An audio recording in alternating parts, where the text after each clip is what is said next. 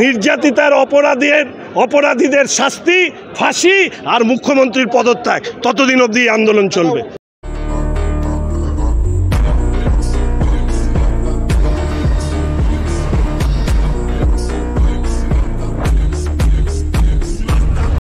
पूरे राज्य के साथ साथ सिलीगुड़ी में भी भाजपा ने थाना घेराव कार्यक्रम किया है। सिलीगुड़ी सांगठनिक जिला के 2, 3, 4 और 5 नंबर मंडल की ओर से सिलीगुड़ी थाने का घेराव कर विरोध प्रदर्शन किया गया। भाजपा के रैली को रोकने के लिए सिलीगुड़ी थाने के सामने बड़ी संख्या में पुलिस बल तैनात किया गया था। भाजपा कार्यकर्ताओं ने जब बैरिकेड तोड़कर अंदर घुसने की कोशिश की तो पुलिस और भाजपा कार्यकर्ताओं के बीच हाथापाई शुरू हो गई।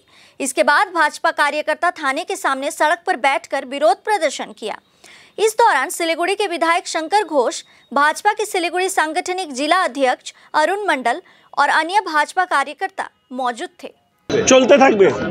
আমরা বলেছি যে আরজি করে নির্যাতিতার অপরাধীদের শাস্তি এবং মুখ্যমন্ত্রীর পদত্যাগ, এই দুটো একে অপরের পরিপূরক। অর্থাৎ নির্যাতিতার আত্মার শান্তি হবে না যতক্ষণ না পর্যন্ত মুখ্যমন্ত্রী পদত্যাগ করছেন। কারণ মুখ্যমন্ত্রী হচ্ছেন একদিকে এই অপরাধীদের আড়াল করার চেষ্টা করেছেন, কামদুনি থেকে আরজি কর অবধি কোনো জায়গায় যারা অপরাধী তারা শাস্তি পায়নি।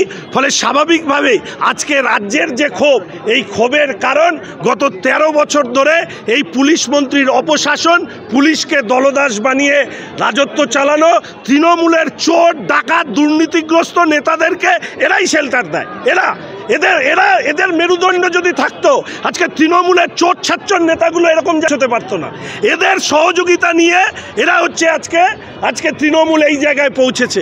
ফলে আমি শুধু ওনাদের বিবেকের কাছে এই প্রশ্নও রাখতে চাই, অনুরোধও রাখতে চাই, তুমি চিন্তা করো তোমার মেয়েও হচ্ছে বড়। আজকে যদি পুলিশ অফিসারের কোনো মেয়ের সাথে এরকম হতো তাহলে কি পুলিশ একই কাজ করতো? আমি নিশ্চিত যে পুলিশ একই কাজ করতো না। তাহলে আজকে আরজি করে কার নির্দেশে পুলিশ ক্রাইম সিনকে ডিস্টর্ট করেছে, ঢাকা দেওয়ার চেষ্টা করেছে, আরজি করে থাকা পুলিশই সব থেকে ভালো জানে। ফলে সেই পুলিশরা সামনে আসুক, সিবিআইকে সহযোগিতা করুক, যে উপর মহল থেকে যারা এনাদেরকে নির্দেশ দিয়েছিলেন যে করে হোক ক্রাইম সিনটাকে চেঞ্জ করো, দ্রুত নির্যাতিতার পোস্টমর্টম করো, দ্রুত দাহ করো, শ্মশানে দ্রুত পুড়িয়ে দাও, এরা তো সব করেছে পুলিশ। ফলে পুলিশ জানে কারা এদেরকে ডাইরেকশন দিয়েছে।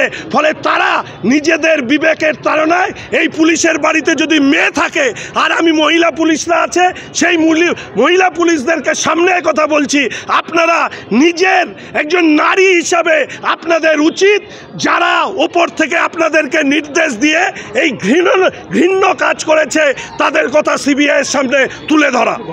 সিবিআই গতকাল সুপ্রিম কোর্টে যেটা বলেছে যে পুরো ক্রাইম সিন সেটাকে ঘুরিয়ে দেওয়া, তথ্য প্রমাণ লোপাট করা, এই কাজে একেবারে যখন থেকে নির্যাতিতার মৃতদেহ প্রথম দেখা এবং তারপরের পুরো সময়টাই হচ্ছে চেষ্টা করা হয়েছে অপরাধের তথ্য প্রমাণ লোপাট করবার জন্য।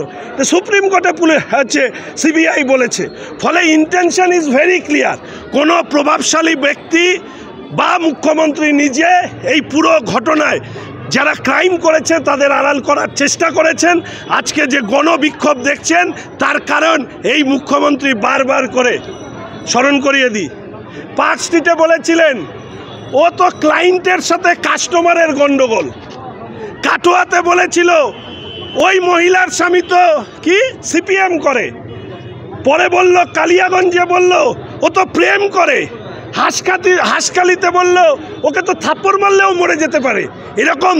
এরকম বিকৃত রুচির, বিকৃত মনস্ক একজন মুখ্যমন্ত্রীকে রাজ্যের মানুষ ঘৃণা করে।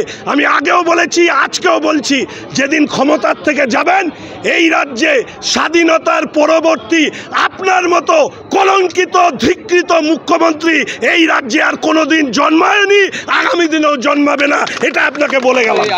নির্যাতিতার অপরাধীদের শাস্তি, ফাঁসি আর মুখ্যমন্ত্রীর পদত্যাগ, ততদিন অবধি আন্দোলন চলবে।